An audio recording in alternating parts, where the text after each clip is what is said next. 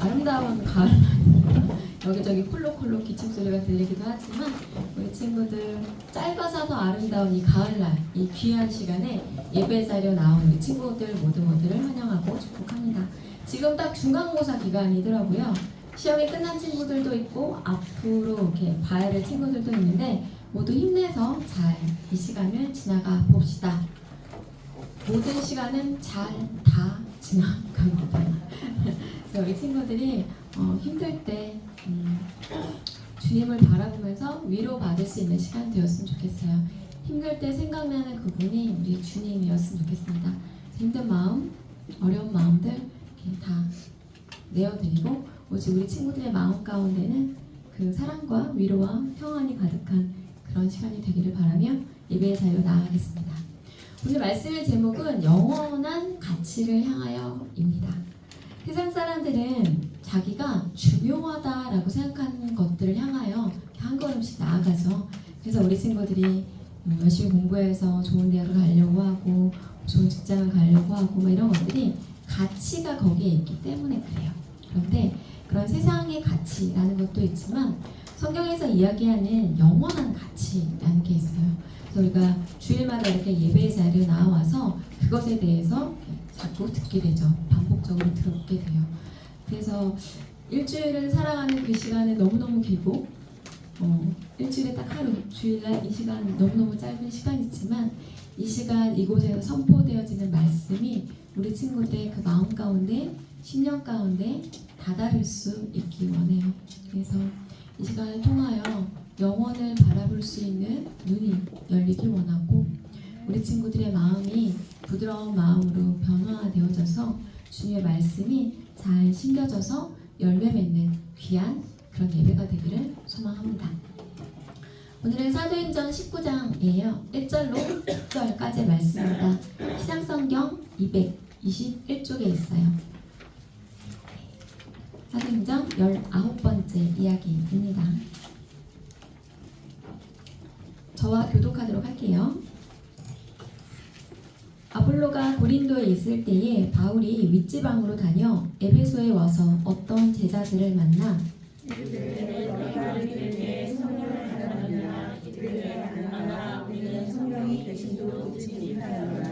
바울이 이르되 그러면 너희가 무슨 세례를 받았느냐 대답하되 요한의 세례니라.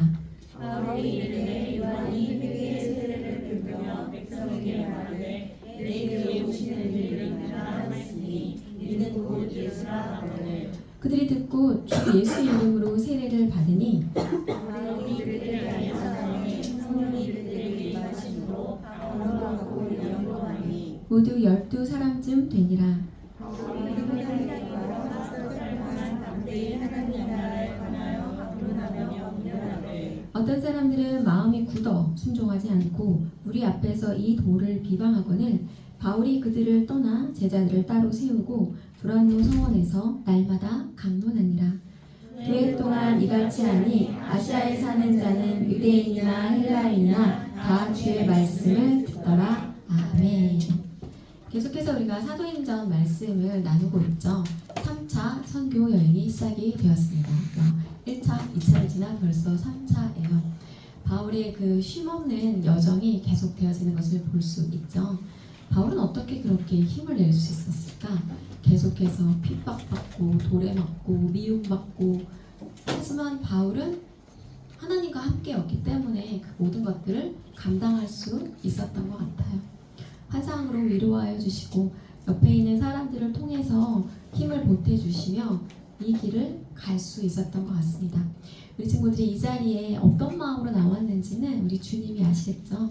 빈 마음으로 정말 가난한 마음으로 주님의 말씀을 듣고 싶다라는 마음으로 온 친구들도 있을 것이고 또 누군가는 그냥 습관처럼 그냥 가는 거니까 엄마가 가라고 해서 이 자리에 온 친구들도 있을 거예요. 하지만 이 귀한 시간에 제가 바라는 것은 하나님의 그 크신 위로가 우리 친구들에게 있길 원하고 하나님의 그 말씀 한 구절이라도 우리 친구들의 심령에 새겨지길 원합니다. 그리하여 마침내 우리 친구들이 우리의 삶에 나의 삶이 사도행전 29장이에요 라고 이렇게 이야기할 수 있을 그런 친구들이 되어지기를 원해요. 나의 삶 가운데 하나님의 뜻이 이루어지기를 소망합니다. 나를 통하여 주께서 하실 일을 내가 고대합니다. 그러기 위해서 내가 중간고사를 잘 봐야 되고요. 그러기 위해서 내가 좋은 대학에 가야 돼요. 라고 이렇게 말할 수 있기를 바라요. 내가 이 땅을 사는 것이 나의 부귀와 나의 명예와 나의 권세와 나의 어떠함을 위한 것이 아니라 나를 통하여 일하시는 하나님의 그것을 내가 바라고 고대하는 그것이 되기를 네, 바라봅니다. 자, 오늘 본문은 이래요. 아볼로라는 인물이 지난 장에 등장했어요. 그 인물이 고린도에 있을 때 바울이 이제 윗지방으로 다니면서 이제 에베소에 도착하게 되죠. 그리고 에베소에서 복음을 전하면서 세웠던 제자를 만나요. 우리가 각 지역마다 사람이 세워지는 것을 보았죠. 그래서 이복이 에베소에 와서 제자들을 만나서 물어보는 거죠. 너희가 믿을 때 성령을 받았느냐? 라고 이렇게 물어보니까 아닙니다. 우리는 성령이 계시는 것도 듣지 못했습니다. 라고 이렇게 이야기를 합니다. 그러면 너희가 무슨 세례를 받았냐? 라고 물어보니까 우리는 요한의 세례를 받았습니다. 그래서 물 세례를 의미하죠. 그랬더니 바울이 요한이 회개의 세례를 베풀며 백성에게 말하되 내 뒤에 오신 이를 믿으라 했는데 그가 바로 예수 그리스도이시다. 그리고 예수님이 승천하시면서 너희에게 성령을 보내주겠다 약속하셨다 라고 이렇게 설명을 하죠. 그래서 그들이 듣고 주 예수의 이름으로 세례를 받으니까 그리고 바울이 그들에게 안수를 하니까 성령이 그곳에 임하였다라고 이렇게 성경에 기록되어져 있어요. 그래서 그들이 방언도 하고 예언도 하는 사람이 12사람쯤 또 세워진 거죠. 그래서 에베소라는 이 공간에서 바울이 예수 그리스도의 복음을 전하고 또 12명의 제자가 생겨나는 것을 볼 수 있어요. 그래서 우리 삶의 여정은 이렇게 제자 삼는 그런 여정의 이어짐이다 라고 말해도 과언이 아니에요. 이런 일들이 반복되고 전해지고 했기 때문에 2000년이 지난 지금 우리가 예수 그리스도의 그러함을 알 수 있게 되었고 경험할 수 있게 된 것이죠. 그래서 우리 친구들이 바라기는 먼저는 우리 친구들이 12명 중에 한 사람이 되길 원해요. 이 공간에서 똑같이 선포되어지는 말씀이지만 누군가는 정말 한 귀를 스쳐서 한 귀로 쑥 나가버리는 친구도 있을 것이고 누군가는 하나님의 그 말씀이 복음이 하나님의 나라라는 것이 우리 친구들의 심령 가운데 새겨지는 친구가 있을 거예요. 우리 친구들이 바라기는 내가 이 12명 중에 한 사람이 되었으면 좋겠다라는 마음을 갖기를 원하고 거기에서 한 걸음 더 나아간다면 언젠가는 내가 내 뒤에 한 사람 이런 제자를 세우고 싶다라는 마음까지 이어지기를 바라봅니다. 이렇게 바울이 전에서 12명의 제자가 세워졌지만 또 다른 부류는 언제나 이런 부류가 있어요. 어떤 사람들은 마음이 굳어 순종하지 않고 무리 앞에서 이 돌을 비방하거든. 바울이 그들을 떠나 제자들을 따로 세우고 똑같이 말씀이 선포되지만 이 말씀을 받는 이들이 있고 받지 못하는 이들이 있어요. 받지 못하는 이들의 특징은 그 마음이 굳어 있다는 거죠. 돌처럼 딱딱한 마음. 내 생각이 옳아. 나의 신념은 이래. 난 이렇게 할 거야. 모든 생각의 주체가 나가 될 때 마음이 굳어질 수밖에 없어요. 근데 우리 친구들의 마음이 성령의 임재하심으로 인하여 부드러운 마음, 새 마음이 됐을 때는 하나님의 음성을 바로 듣고 그 말씀을 마음에 새길 수 있게 되죠. 물론 되게 어려운 상황들이 많이 있을 수 있지만 가장 먼저 기도해야 할 것은 내 마음이 부드러운 마음이 될 수 있기를 강단에서 선포되어지는 말씀을 주의 말씀으로 받아서 듣고 새길 수 있기를 우리 친구들이 기도하면 좋을 것 같습니다. 그래서 회당에서는 석 달 동안 하나님의 나라를 강론했는데 듣지 않았어요. 그래서 그들이 바울이 이 회당을 나옵니다. 그래서 따로 나와서 두란노 서원이라는 곳에서 따로 제자들에게 제자 교육을 하게 되죠. 두란노 들어보지 않았니 우리 친구들? 어디서 들어봐 할게. 네, 서점. 맞아요. 출판서 이런 거 있어요.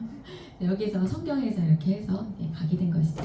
그래서 유대인이나 헬라인이나 다 주의 말씀을 듣더라라고 이야기를 하면서 이 땅에 복음이 전파되어지는 일이 역사가 있습니다. 그리고 말씀이 전파되면서 바울이 놀라운 이적을 행하게 되는데 그게 뭐였냐면 심지어 사람들이 바울의 몸에서 손수건이나 앞치마를 가져다가 병든 사람한테 이렇게 덮어주면 병이 떠나고 악기도 나갔다라고 이야기를 하는 거예요. 와, 이때 내가 내가 믿었으면 난 믿었을 것 같아 하는 친구들도 있을 것 같아. 내가 그런 걸 봤으면 믿었을 것 같아요 할 수도 있을 것 같은데, 이때는 그랬어. 왜냐면 이때는 성경이 이렇게 막 펼쳐져 있지 않았고 우리가 하나님의 말씀을 잘 접할 수 없었으니까. 하지만 지금 우리에게는 무엇이 있다? 성경이 있어요. 자, 이때는 이렇게 놀라운 일들을 펼치면서 보아라, 예수 그리스도가 지금도 살아서 역사하신다. 하나님은 살아계시다. 권능의 하나님, 능력의 하나님이 여기 계시다라는 것을 사람들이 알 수 있게 했던 것이죠. 재미있는 에피소드가 등장해요. 예수의 이름으로 귀신을 떠나가게 하고 병을 낫게 하니까 사람들, 특별히 예수님을 믿지 않는 사람들조차도 예수님의 이름을 차용하기 시작한 거예요. 유대의 한 제사장 스게와의 7 아들이 있었어요. 이들이 어떤 일을 했냐면 귀신 들린 자에게 가서 이렇게 얘기한 거죠. 내가 바울이 전파하는 예수를 의지하여 너에게 명한다. 거기서 나와 라고 이렇게 이야기를 하니까 그 사람 안에 들려있는 그 귀신이 뭐라고 얘기하면, 내가 예수도 알고 바울도 아는데 너희는 누구냐? 이렇게 이야기를 하는 거예요. 그래서 악기 들린 사람이 그에게 뛰어올라 눌러 이기니 그들이 상하여 벗은 몸으로 그 집에서 도망하니라. 그래서 귀신을 쫓으려고 갔었던 그 스게와의 7 아들이 오히려 귀신 들린 사람에게 눌려가지고 옷이 다 벗겨져서 도망쳤다라는 이런 에피소드가 성경에 기록되어져 있죠. 그리고 또 어떤 에피소드가 있었냐면 이 도시에는 그 마술하는 사람들이 있었던 거예요. 마술이 뭐죠, 우리 친구들? 진짜 그거 일어나는 건가? 속임수죠. 사람을 속이는 건데 어떻게 하면 잘 속일 수 있나, 그런 것들이죠. 그래서 이들이 가지고 있었던 마술 책이 있었어요. 근데 이 책이 되게 값진 것이고 되게 비싼 것이었는데, 이 바울의 복음을 듣고 지금 우리가 추구하는 것들보다 더 높은 가치, 영원한 가치가 있구나라는 걸 이들이 깨닫게 된 거죠. 그래서 이들이 그 마술책들을 모두 모아서 불태웠다라고 이렇게 성경에 기록되어 있어요. 그 것의 값어치가 모두 은 5만이나 되었다라고 되어 있는데, 이 당시에 한 사람이 일해서 받을 수 있는 돈이 은 하나였다라고 해요. 그 은 5만이면 어마어마한 거죠. 자신들이 지금까지 정말 소중하게 정말 비싼 돈을 주고 사와서 이건 이렇게 하면 이렇게 속일 수 있대 했었던 그것들을 모두 태웠다라는 거죠. 그들은 왜 그랬을까? 왜 이런 세상 사람들이 볼 때 미친 짓을 했을까? 한번 생각해 보세요. 그래서 주의 말씀이 힘이 있어서 흥왕하여 세력을 얻으니라 라고 이렇게 성경에 기록되어 있어요. 그래서 에베소에 사는 유대인과 헬라인들이 다 이 일을 알고 두려워하며 주 예수의 이름을 높였다 라고 되어져 있죠. 그리고 그 후에 바울은 에라스도와 디모데는 마게도냐로 보내고 본인은 아시아로 갑니다. 그리고 이렇게 말해요. 내가 거기 갔다가 후에 로마도 보아야 하리라. 그래서 이때만 해도 로마는 정말 세계의 중심이었고 정말 세상의 중심이었고, 여기에서 내가 주 예수 그리스도의 복음을 전파하겠다라는 마음이 바울에게는 있었어요. 이렇게 새롭게 여정을 지나며 뒷부분의 이야기를 하며 19장이 마쳐지죠. 자, 에베소. 오늘 말씀의 중심에 있는 도시는 에베소예요. 에베소 어제 들어보지 않았나? 그렇지, 딩동딩동. 그렇습니다. 에베소서의 그 에베소가 이 에베소 맞아요. 자, 이 에베소는 바울이 오늘 와서 전했었는데 3개월 동안 회당에서 강론하고 유대인들이 거부하니까 두란노 서원으로 옮겨서 2년 이상 강론하며 제자들을 키워냅니다. 에베소 교회를 든든하게 세워낸 사람을 길러내는 것이죠. 결국 우리가 하는 일들은 그렇게 사람을 세우는 일이에요. 먼저는 내가 예수 그리스도의 제자로 올바르게 세워지고 말씀 위에, 성령 위에, 기도 위에 굳건하게 두 다리로 서는 것이 우리가 해야 할 일이에요. 옆에서 아무리 펀치가 들어오고 사단이 아무리 나를 뒤흔들어도 넘어지지 않을 힘을 길러가는 게 우리 신앙 여정이에요. 그래서 주위에서 아무리 이렇게 파도가 쳐도 나는 평안하다 말할 수 있는 그때까지 우리 친구들이 잘 설 수 있었으면 좋겠고, 내가 그렇게 되었다면 그 후에는 이렇게 제자 삼는 사역으로 나아가야 함을 우리 친구들이 알기 원합니다. 바울이 전했던 게 뭐야 그러면 했을 때 그게 바로 하나님 나라예요. 하나님 나라는 뭐지? 다시 한번 이야기해 볼 텐데, 바울이 이렇게 에베소 교회에서 복음을 전함으로 인하여 이 주위에 이 복음이 전파되기 시작해요. 자, 요한계시록에 보면 소아시아의 7교회가 나와요. 에서, 버두, 사, 빌라. 자, 내가 뭘 말했을까? 그치, 교회. 특징은 앞글자 이렇게 외워요. 에베소, 서머나, 버가모, 두아디라, 사대, 빌라델비아, 라오디게아 이렇게 쭉 7교회. 소아시아의 7교회가 바울이 에베소에서 말씀을 전파함으로 인하여 세워지게 돼요. 한 사람, 바울의 헌신으로 12명의 제자가 세워지고 2년 동안 복음을 전파함으로 그 땅에 7교회가 세워진 것이죠. 근데 너무 안타까운 게 뭔지 알아요? 지금 저기 가보면 교회가 있다? 없다? 없다.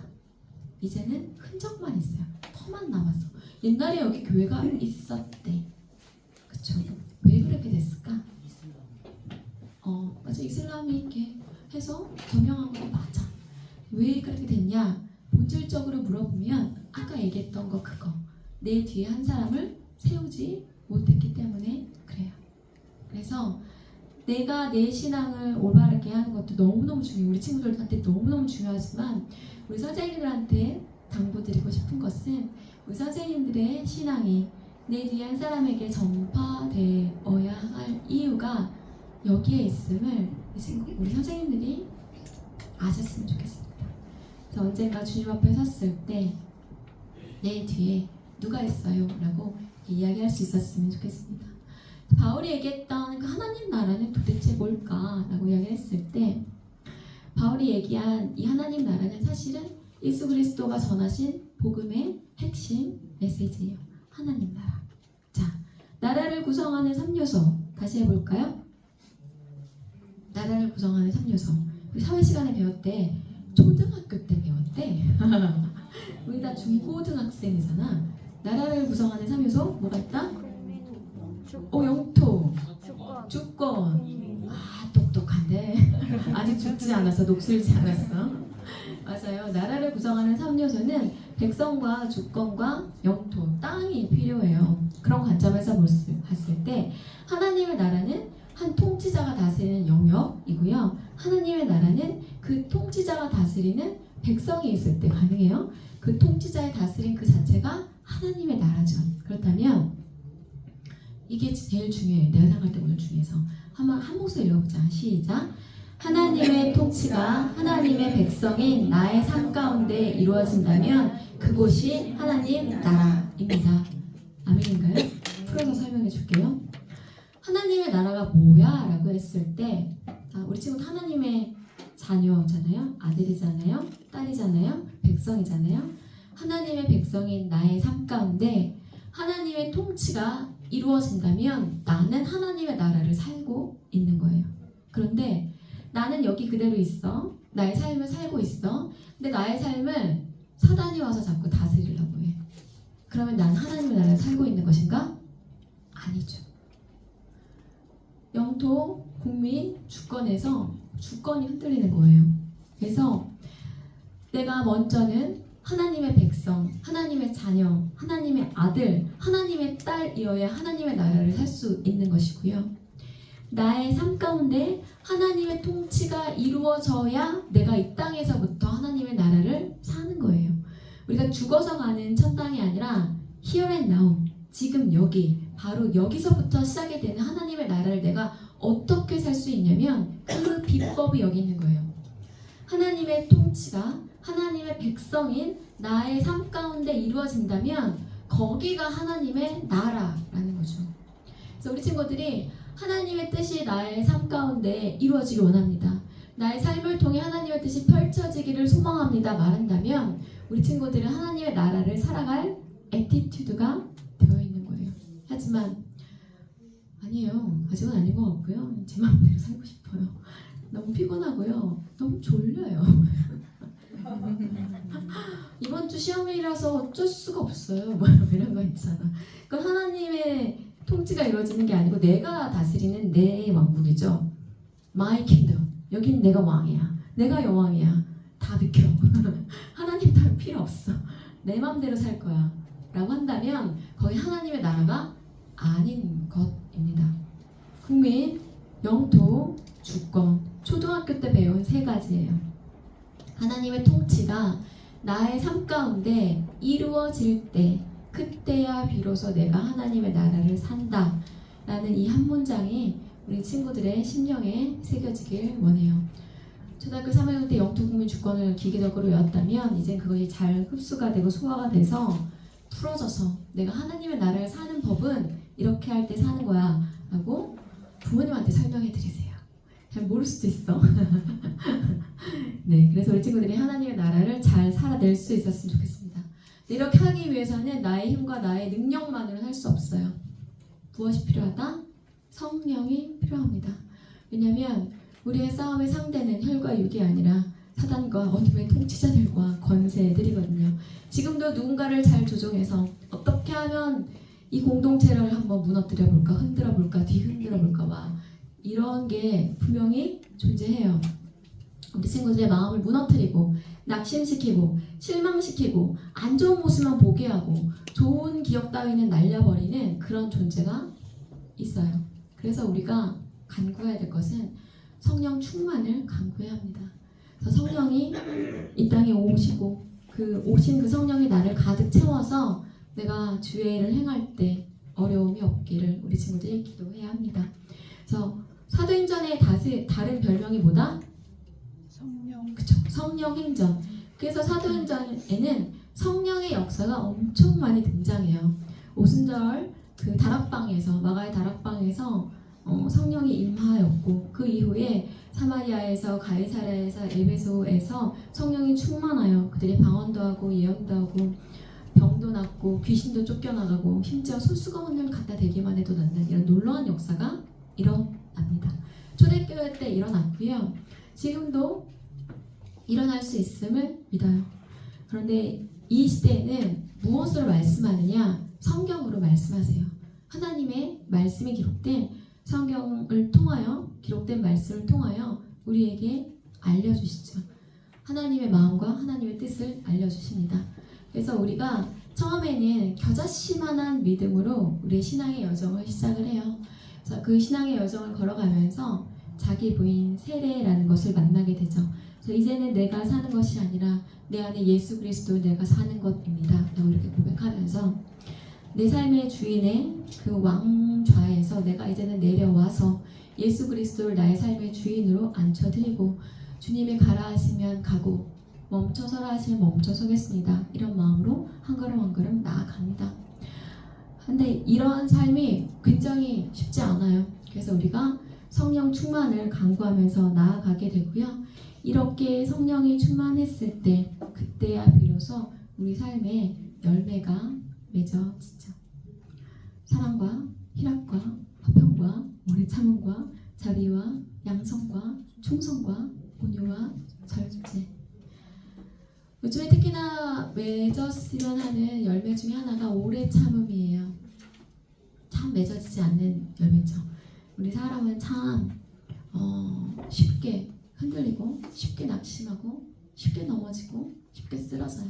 그럴 때 내게 맡겨주신 그 자리에 오래 참음으로 오래 견딤으로 주님이 내게서 이루어야 할 그것을 이루어야겠다라는 생각을 많이 해보게 되는 시간들입니다. 우리 친구들이 정말 성령 충만을 강구하면서 나의 삶에서 내가 맺어야 할 열매는 무엇일까? 하나님이 나를 통해 뭘 하고 싶으실까? 이런 걸 항상 물으면서 나아가길 원해요. 단순히 중간고사 잘 보게 해주세요. 단순히 좋은 대학 가게 해주세요. 단순히 좋은 직장 가서 좋은 배우자 만나서 아이 낳고 잘 살고 싶어요. 적어도 아파트는 50평은 돼야죠. 이런 게 아니라 그런 건 세상 사람들도 똑같이 간구합니다. 하지만 우리 친구들은 그 시야가 이 세상 그 너머를 바라볼 수 있으며 영원을 바라보며 장례식장에서 결코 슬퍼하지 않을 수 있는 지경에까지 이르길 원해요. 왜냐하면 거기가 끝이 아니니까. 더 이어져 있으니까. 곧 만날 거니까. 그래서 우리 친구들의 마음이, 우리 친구들의 시선이 열리길 원하고 그곳을 바라볼 수 있길 원합니다. 그래서 우리가 그 예수 그리스도 안으로 걸어가는 데에는 단계가 있어요. 피와 물과 성령입니다. 맨 처음은 피로부터 시작해요. 예수 그리스도의 보혈의 능력을 믿으며 나아가요. 나의 그 수많은 죄, 지금도 짓고 있는 죄, 생각함으로, 내 욕심으로, 행동으로 지은 그 모든 죄를 깨끗하게 씻겨주시는 그 죄사함의 감격, 구원의 기쁨으로부터 우리의 신앙의 여정은 시작이 돼요. 처음에 이걸 읽었을 때는 정말 그렇게 기쁠 수가 없거든요. 아, 내가 이제 사함받았고 구원받았고 나의 죄는 씻겨졌구나.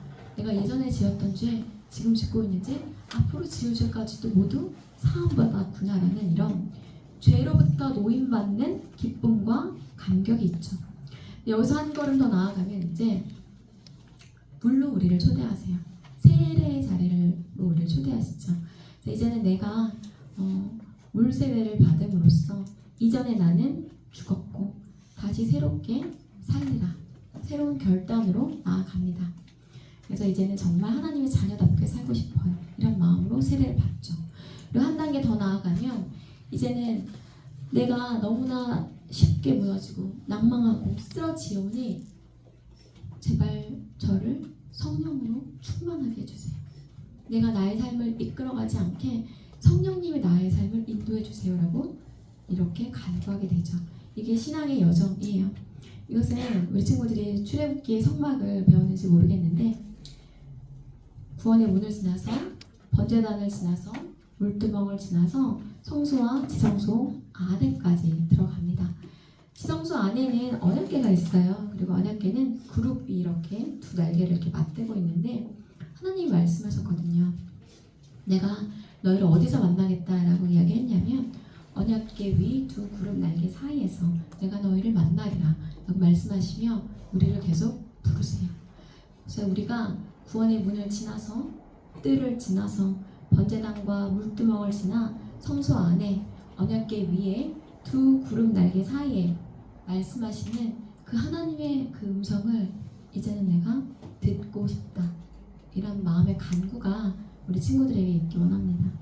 언제까지나 뜰만 밟고 들어가는 그런 삶이 아니라 이제는 성소 안에 들어와서 성령의 비추임을 받고 말씀을 먹으며 분향단에서 타인을 위하여 중보 기도도 하고 또한 지성소 안에까지 들어가서 그 언약궤를 바라보며 하나님이 말씀하신 그 언약을 바라보며 나아가는 거죠.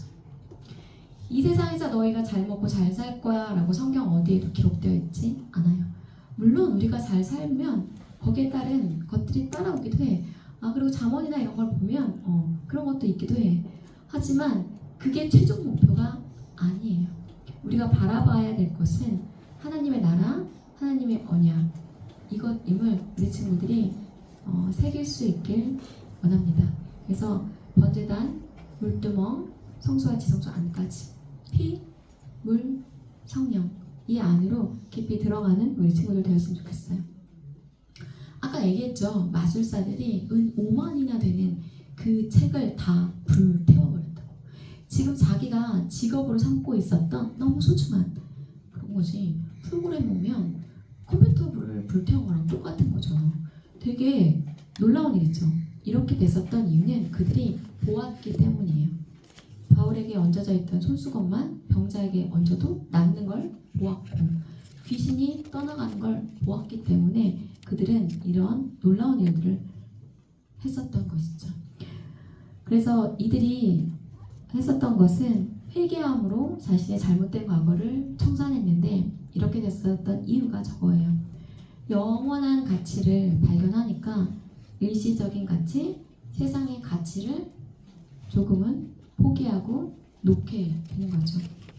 이게 있고 이게 있는데 이게 더 중요한 걸 내가 알았어. 그랬을 때 이거를 자연스럽게 놓아버릴 수 있는 것이라는 거예요. 그렇다고 해서 우리 친구들에게 세상적인 건 아무것도 하지 말고 성경만 보고 말씀만 보고 기도만 해 이런 거 절대 아닌 거 알 줄 알아요. 우리는 세상 가운데 살면서 세상에서 그 하나님의 그 영향력을 전파하고 나타내고 드러내야 될 사람들이에요. 우리가 믿지 않는 이들을 많이 만나고 그들에게 선한 영향력을 끼칠 수 있기 원합니다. 그러기 위해서 먼저 우리 친구들이 든든하게 서 있을 수 있었으면 좋겠어요. 주변에서 온갖 이상한 얘기들 들려오고 나를 흔들려고 해도 그런 얘기를 한 귀로 듣고 한 귀로 흘렸으면 좋겠고, 강단에서 이야기되는 이야기를 마음에 새겨 들었으면 좋겠어요. 거꾸로 하지 말아 주세요. 왜냐하면 우리 친구들은 되게 소중한 존재거든요. 이런 얘기가 있어요. 스스로를 귀하게 여기기 시작한 뒤에야 시간을 귀중하게 여길 수 있었다. 그 후에 비로소 귀중한 시간을 갖고 무엇이든 할 수 있다 라는 이런 이야기가 있어요. 자, 우리 친구는 어때요? 스스로를 귀하게 여기십니까? 나 존귀한 존재인가요? 하나님의 택함받고 부름받아 이 자리에 예배자로 오게 된 나는 너무나 가치 있고 소중한 존재죠. 그렇다면 우리 친구들의 시간을 잘 사용하길 원해요. 특별히 예배라는 이 시간 별로 길지 않아요. 아무리 길어봐야 1시간도 안 돼. 특히 말씀이 전해지는 시간은 더 짧아.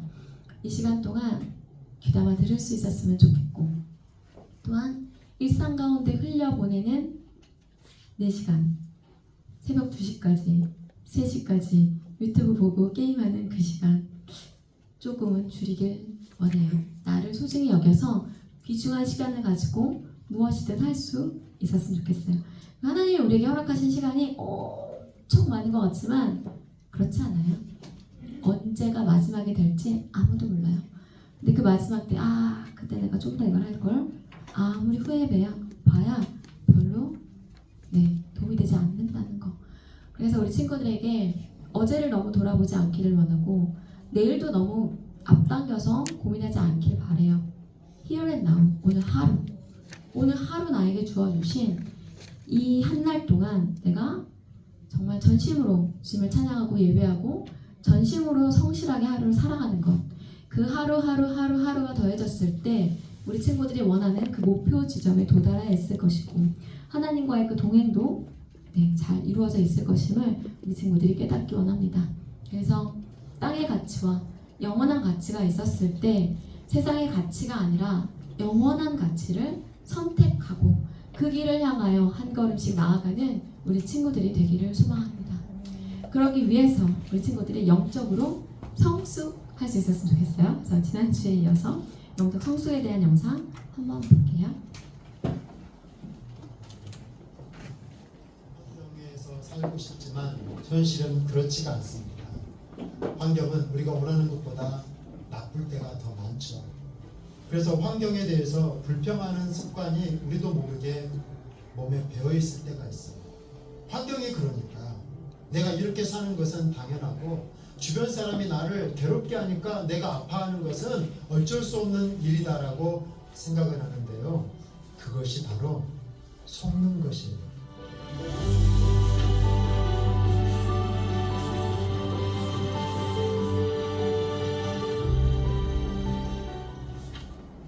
이는 우리가 이제부터 어린아이가 되지 아니하여 사람의 속임수와 간사한 유혹에 빠져 온갖 교훈의 풍조에 밀려 요동하지 않게 하려 함이라. 어린아이의 첫 번째 특징은 쉽게 속는 것입니다.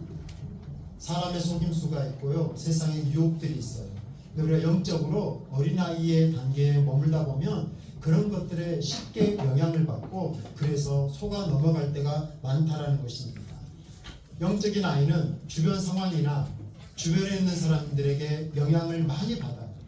미숙할수록 그런 상황에 대해서 불만을 갖고요, 또 그것을 마땅하다라고 생각하면서 그렇게 불평하면서 살죠. 이상적인 환경에서 살고 싶지만 현실은 그렇지가 않습니다. 환경은 우리가 원하는 것보다 나쁠 때가 더 많죠. 그래서 환경에 대해서 불평하는 습관이 우리도 모르게 몸에 배어있을 때가 있습니다. 환경이 그러니까 내가 이렇게 사는 것은 당연하고, 주변 사람이 나를 괴롭게 하니까 내가 아파하는 것은 어쩔 수 없는 일이다라고 생각을 하는데요. 그것이 바로 속는 것이에요. 쉽게 속지 마십시오. 여러분의 삶의 방향을 결정할 수 있는 것은 주변 환경도 다른 어떤 누구도 아닙니다. 성숙한 사람은 환경과 자신을 분리할 줄 알아요. 영적으로 장성한 사람은 주변 사람과 자신의 영적인 안전거리를 유지할 줄 알아요. 친하되 그러나 침범당하지 않을 만큼 거리를 두되 너무 소원하지 않을 만큼 적정한 거리를 둘 줄 아는 그것이 성숙한 사람이죠. 누군가의 분노에 쉽게 영향을 받지 않습니다. 주변에서 일어나는 불안한 일들에 대해서 크게 염려하지 않습니다. 그렇게 자신을 지킬 줄 아는, 주변 상황과 사람으로부터 자신을 적당하게 거리를 유지함으로써 안전하게 지킬 수 있는 사람이 바로 성숙한 사람이죠. 영적으로 장성한 사람은 자신에게 주어진 상황에 대해서 감사할 줄 아는 것이고요. 그런 상황에서 자신이 할 수 있는 일이 무엇인가를 발견했다면 그 일을 충성스럽게 감당하고, 일단 내가 최선을 다했다면 그 결과를 하나님 앞에 철저히 맡기고 하나님을 신뢰하는 사람이에요.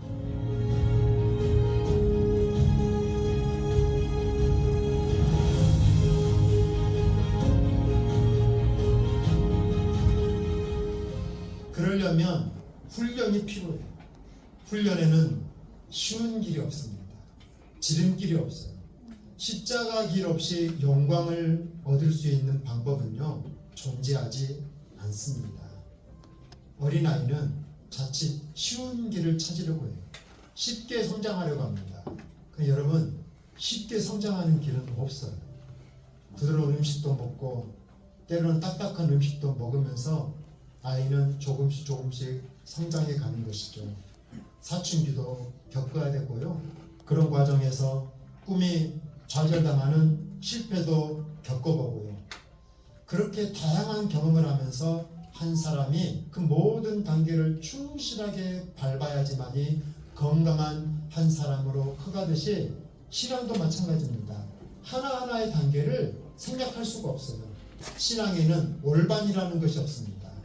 반드시 단계를 다 거쳐가야 돼요. 기쁨과 은혜와 감사의 단계가 있는가 하면 때로는요, 연단과 고통과 시련의 시간이 있어요.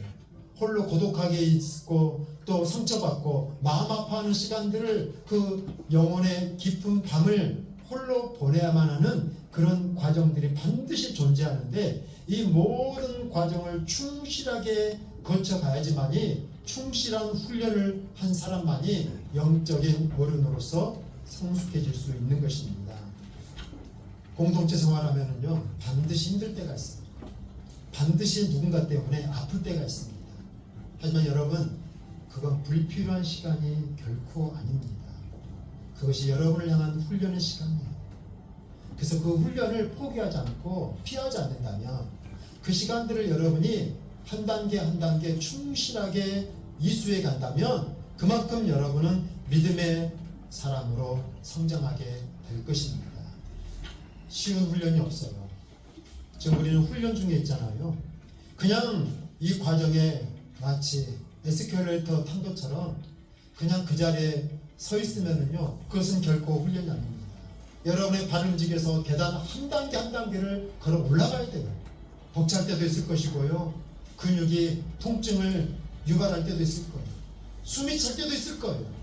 때로는 이 훈련에 게을리하고 싶고 쉽게 하고 싶고 그만두고 싶은 그런 사람의 속임수와 그런 것들이 찾아올 거예요. 속지 마십시오.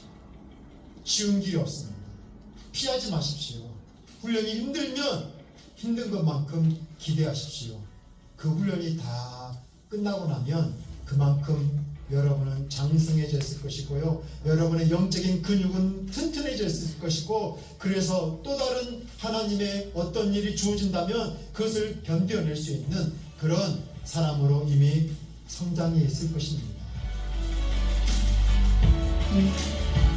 우리 친구들이 몸이 자라는 것처럼 우리 친구들의 그 영적인 성장도 날로 이루어지기 원합니다. 그 주변에 쉽게 영향받지 않고 영적인 안전거리를 잘 유지할 줄 알며 나 자신을 잘 지켜내는 그런 우리 친구들 되길 원해요. 그래서 환경이 나를 끌고 가는 것이 아니라 하나님의 말씀이, 성령 친구들이 나의 삶을 이끌어가는 그런 귀한 친구들 되길 원해요.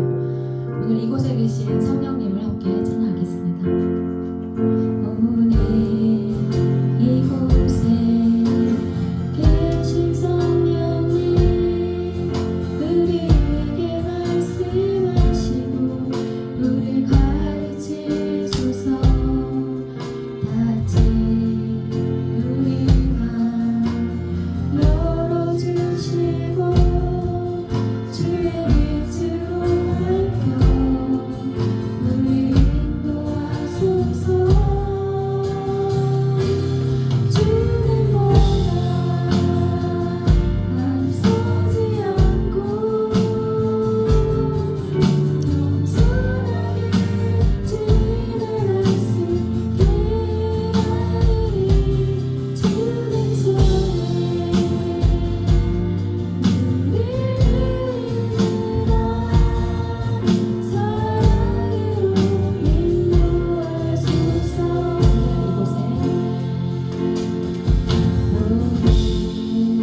인도하소서.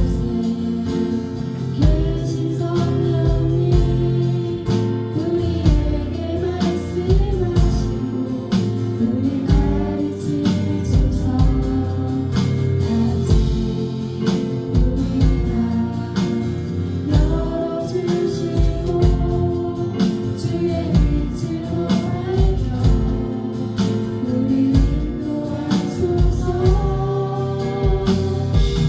주의 뭐라 앞서지 않고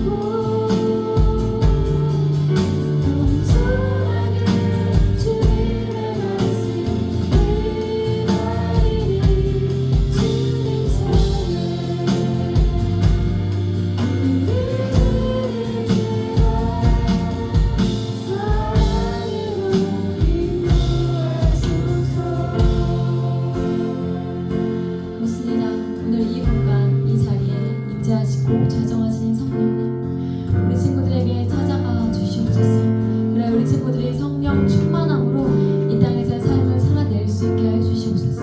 우리 친구들의 마음 가운데 이런 소망을 가지기 원합니다. 이런 마음을 가지고 우리 친구들 기도하겠습니다.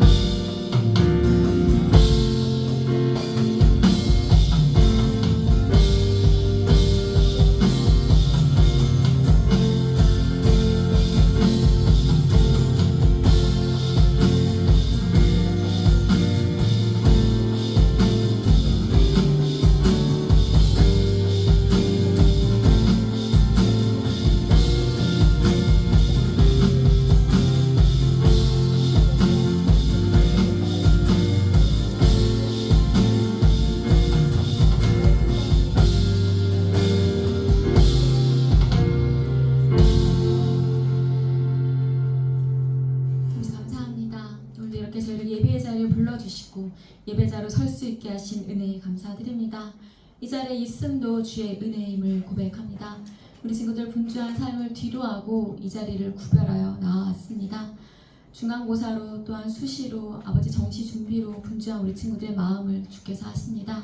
주님 그 마음 받아주시고 우리 친구들의 그 마음을 주님의 사랑으로 주님의 은혜로 주님의 평안으로 가득 채워 주시옵소서. 우리 친구들의 구원의 감격을 지나서 아버지 세례를 지나서 아버지 성령으로까지 다다를 수 있기 원합니다. 우리 친구들 한 사람 한 사람 찾아가 주셔서 성령 충만함으로 우리 친구들이 그 모든 삶의 그 여정을 살아낼 수 있게 하여 주시옵소서. 나의 생각과 나의 판단과 나의 뜻이 주님의 뜻과 계획을 앞서지 않게 하시고 성령님이 앞서 행하시며 성령님이 그 길을 인도하여 주시옵소서. 우리 친구들의 마음 가운데 폭풍 같은 마음이 있습니까? 요동치는 마음이 있습니까? 주님 찾아가셔서 잠잠케 하여 주시고 평안을 허락하여 주시옵소서. 세상에 줄 수도 알 수도 없는 주의 평안을 우리 친구들에게 가득 채워 주시옵소서. 그래 이제는 주의 손을 붙잡고 한 걸음 한 걸음 주님과 함께 동행하면서 세상의 가치가 아니라 영원한 가치, 하나님이 내게 허락하신 그것을 바라보며 한 걸음 한 걸음 나아가는 귀한 우리 청소년부 친구들 될 수 있도록 인도하여 주시옵소서. 감사드리며 우리 주 예수 그리스도 이름으로 기도드립니다. 아멘. 나 주님의 기쁨 되기 원하는 찬양하시며 봉헌하시겠습니다.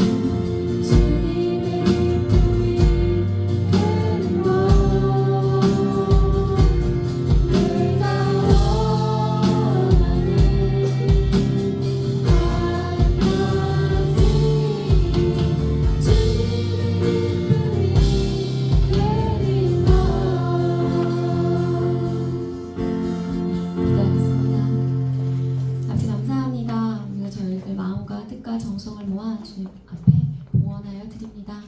우리 친구들의 삶을 구별하여 드리고 물질을 구별하여 드리고 건강을 구별하여 드립니다. 아버지, 특별히 이 시간 간구할 것은 오늘 시험을 앞두고 있는 분이 계시고 또한 내일 또 이번 달 안에 또한 수시로 또한 정시로 정말 많은 시험을 저희들이 앞두고 있습니다. 아버지, 바라는 것은 우리 친구들이 끝까지 최선을 다할 수 있게 하시며 그 마음을 지킬 수 있게 하여 주시옵소서. 떨지 않게 하시고 담대하게 아버지 자신이 준비한 모든 것을 100% 발휘하고 돌아오는, 아니 120% 발휘하고 돌아오는 그런 역사가 있을 수 있도록 주께서 함께하여 주시옵소서. 그래서 우리 친구들이 또한 우리 선생님들이 돌아와 주님이 나와 함께 하셨다 아버지 간증할 수 있는 그 귀한 시간으로 우리를 초대하여 주시옵소서.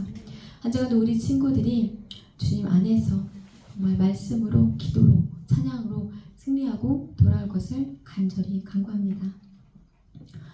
이제는 우리 주 예수 그리스도의 은혜와 아버지 하나님의 사랑과 성령님의 교통하심이 세상의 가치가 아니라 영원한 가치를 추구하고 따르기를 소망하는 귀한 우리 청소년부 친구들 머리 위에, 섬기시는 선생님들 위에, 주님의 몸된 교회 위에 이제로부터 영원까지 함께 있을지어다.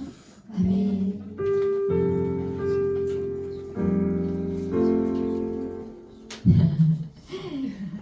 오늘은 광고가 하나 있어요. 명랑운동회 짜잔짜잔.